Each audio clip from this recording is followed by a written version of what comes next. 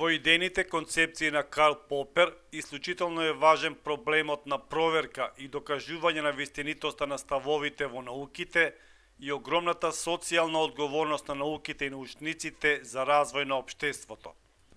До вистината на некои ставови според Карл Попер се доаѓа со побивање на точноста на теоријата, со нејзино негирање, вија негатива, а ако не се успее, се верифицира како точна, се додека не се успее. Својата постапка при докажување на вистинитоста ја нарече докажување на неточноста, фалсификација. Предмет на критика на Попер е позитивизмот и неговата безгрешност. Го отврла индуктивниот метод на докажување. Исто така противник е на неопозитивизмот.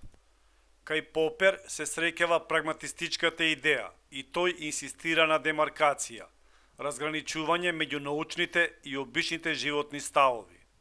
За Попер, нашето знаење е критичка предпоставка, низа од хипотези, сплет на насетувања, па според тоа, можно е само да се доближиме до вистината, но не и да дојдеме до сигурно знаење.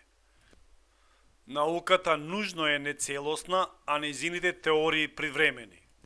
Во своите политички дела, Попер покажува дека слободата и правата на единката се најважни за добра заедница и добро живење.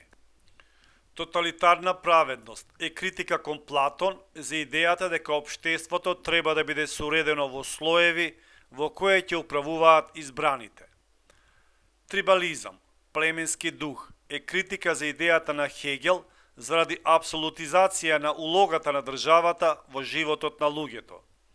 Негативни пророци е критика на Маркс заради идеализација на работничката класа, која колективно треба да завладее со општеството, негирајќи ги сите други. Најзначајните дела на Карл Попер се Логика на научното истражување, Отвореното општество и неговите непријатели, Во потрага по подобар свет.